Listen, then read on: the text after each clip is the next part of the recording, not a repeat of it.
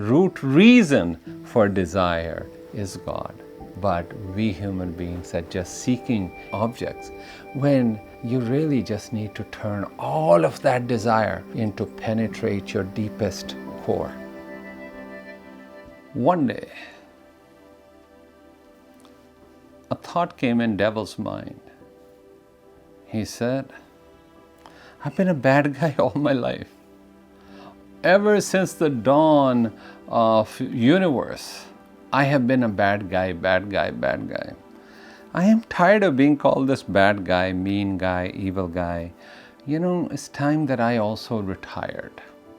He decides that he is going to retire. And he decides that he is going to put up all the vices that he has capitalized in this world and all the worlds. He's going to put them up for sale, cash out, and then just retire and go to some beach and chill out for the rest of his life. So he puts up a garage sale. He invites all the dictators from this earth and other earths all over the universe. And they all come because when are you going to get tools of devil up for sale? So these people come and he puts up power. He puts up lust. He puts up greed, envy, jealousy, and they all go for lots and lots of money because people realize we can use these. These are tools at our disposal.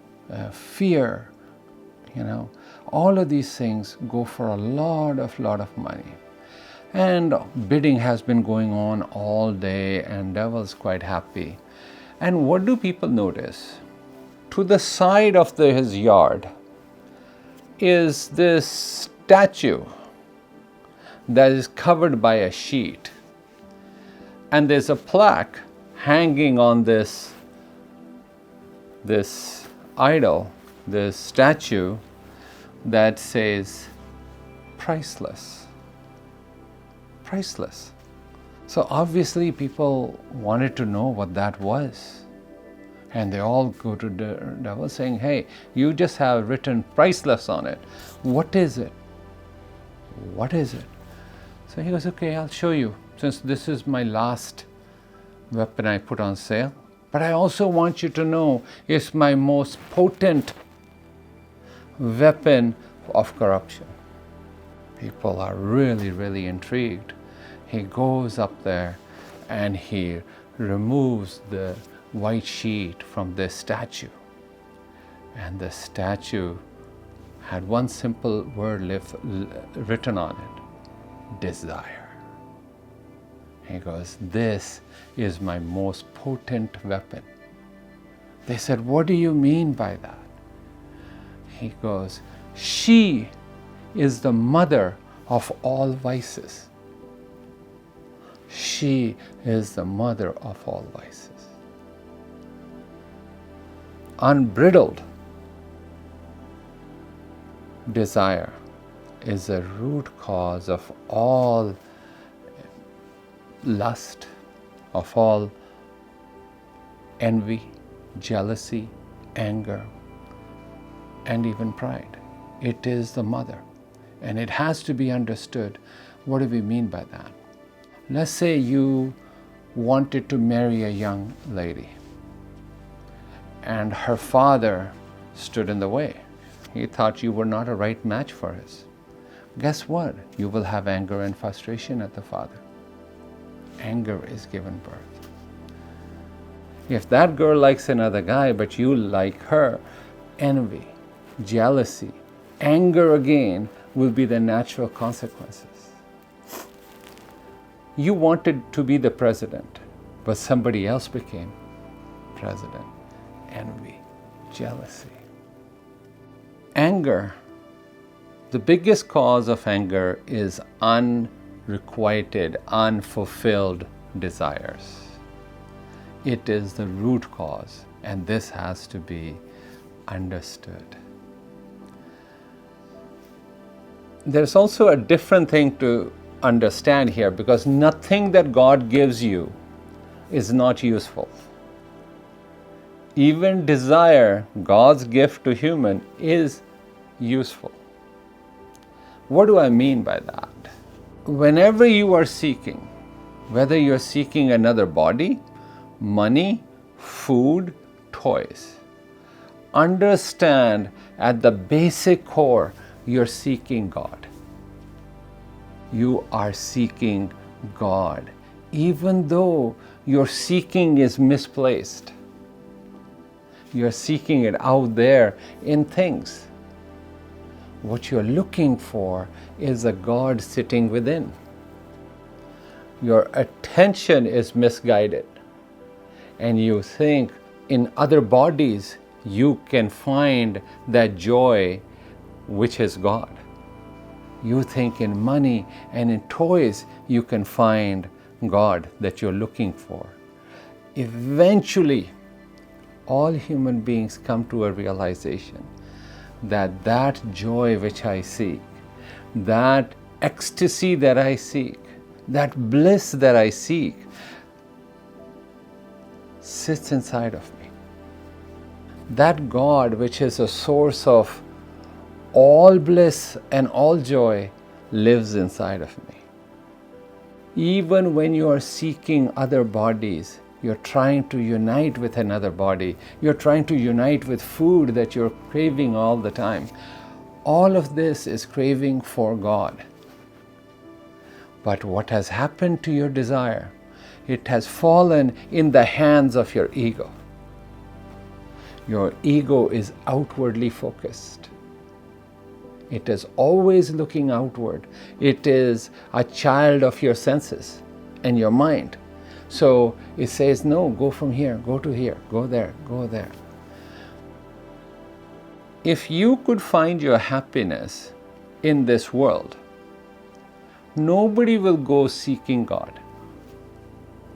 Eventual realization of desiring and achieving bodies, money, toys, things, status, is you eventually realize it's not made out to what it is. It has a false facade. Looks like people are getting there, but they're not getting there. The joy, the bliss of the soul doesn't lie in these things. And that's an important stage in most spiritual people's point. Because moment you realize that is when your journey begins homeward. It comes. A mind that is always desiring becomes preoccupied by material objects. If you were desiring a woman, trust me, all you will see is women everywhere. If you are desiring a certain car, you will see that car everywhere. Object identified desiring mind becomes about that. Now, if you want to become available to the mystery beyond, bring contentment into your life. Bring desirelessness into your life. As I am, how I am, where I am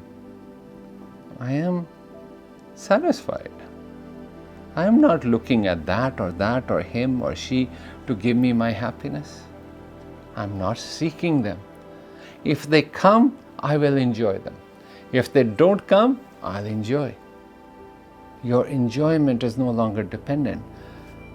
Become desireless, not by forcing yourself to become desireless, but by understanding that my desiring nature is the root cause of all these vices in me. I will never find happiness if I'm always about objects. Yes, I'll find objects. Yes, I'll find money. Yes, I'll make love to a lot of people. Yes, I will have lots of toys and lots of houses. And yes, I'll have status. People will praise me, this and that.